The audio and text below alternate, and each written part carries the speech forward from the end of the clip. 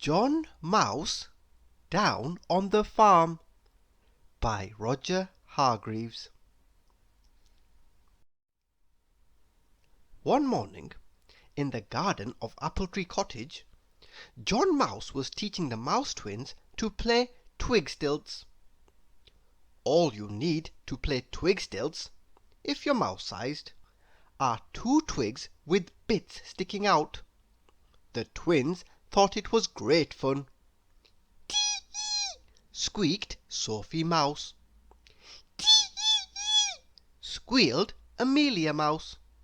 The Mouse twins are too young to talk yet. Just then a blackbird landed in the garden beside them. "Ooh!"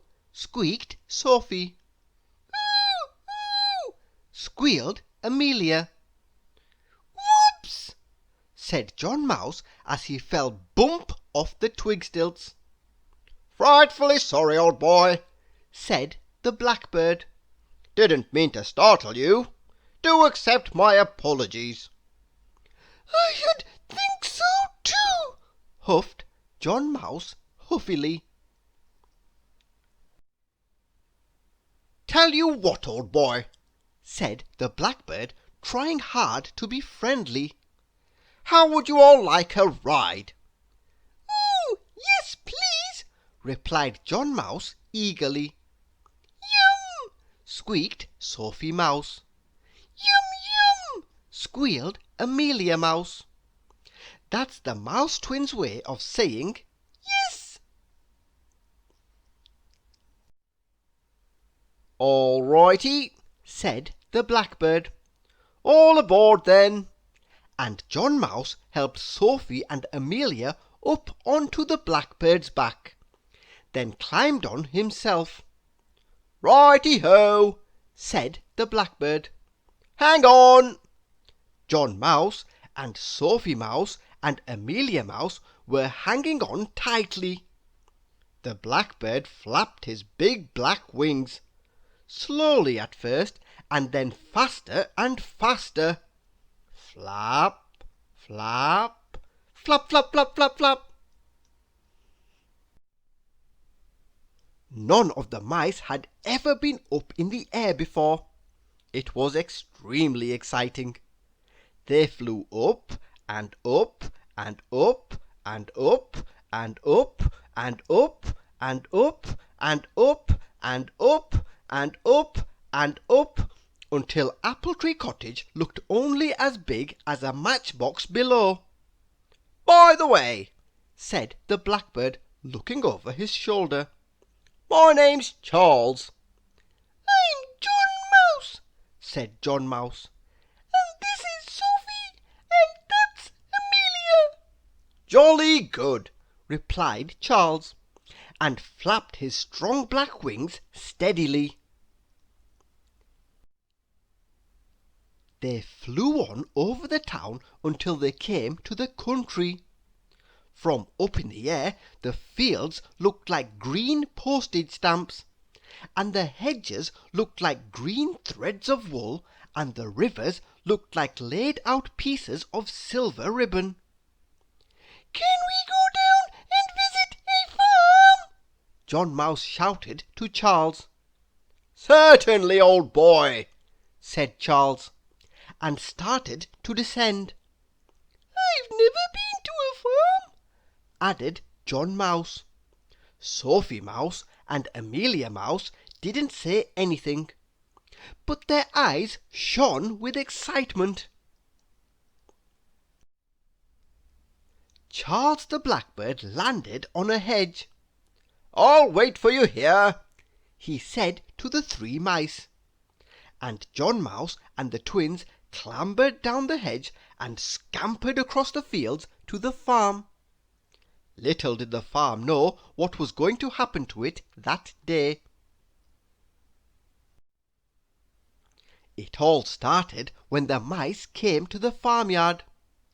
Unfortunately, Amelia Mouse didn't know about always shutting gates on farms, and unfortunately she left the farmyard gate open. and unfortunately the cows came out of the field and into the farmyard.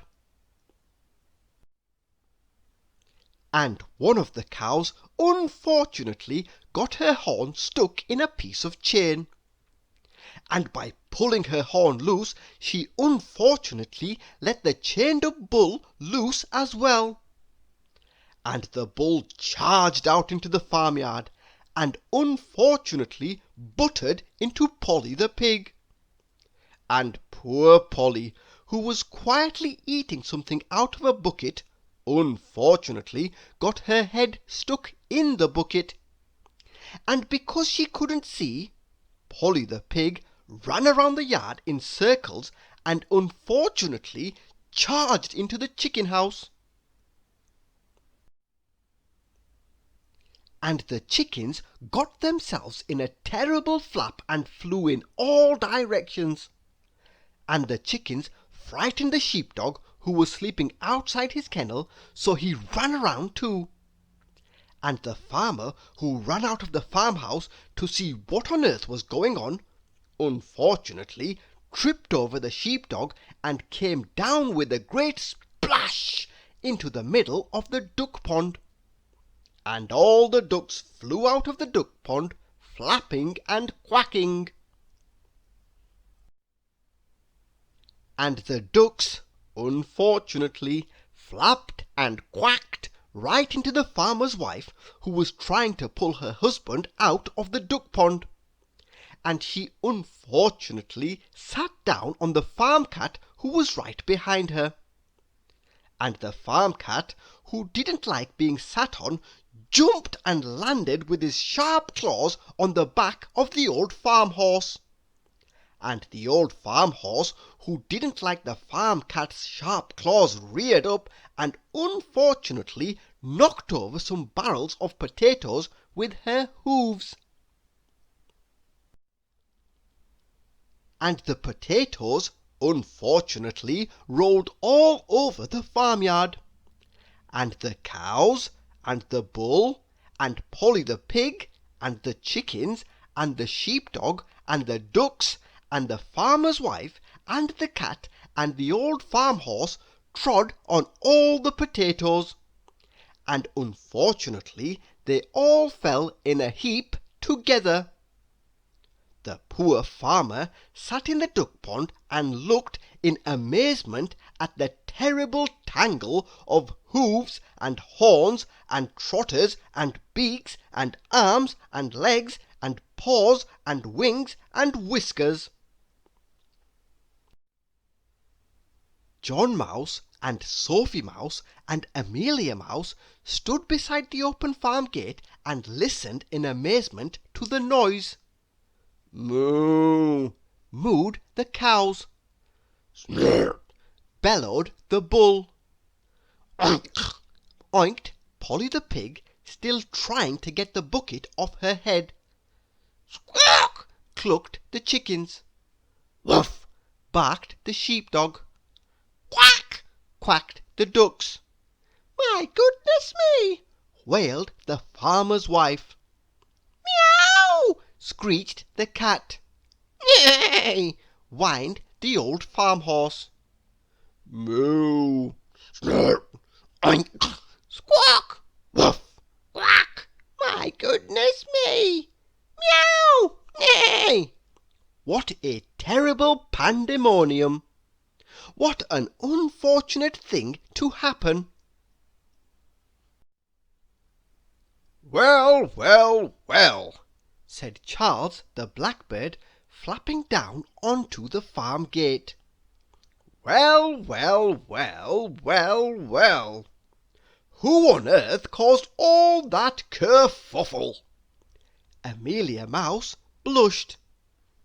I think, Continued Charles, it might be a good idea if I took you all home before you cause any further kerfuffle. So the three mice climbed back onto Charles's back and flew back over the postage stamp fields, and back over the hedges that looked like pieces of green wool, and back over the Silver Ribbon rivers, all the way back to dear old Apple Tree Cottage. "Toodle pip!" said Charles cheerily, and flew off.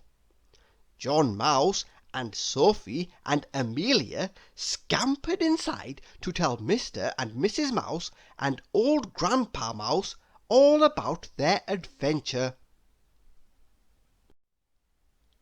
"I think," said Mrs. Mouse after listening to their story, "that you'll never ever forget your visit to the farm." "And I think," said Mr. Mouse, "that the farmer and his wife will never ever forget your visit to the farm either. And do you know something? The farmer and his wife never ever did forget. And neither did Polly the pig, who spent all day getting that bucket off her head. And that's the end of this John Mouse story." Thank you for listening.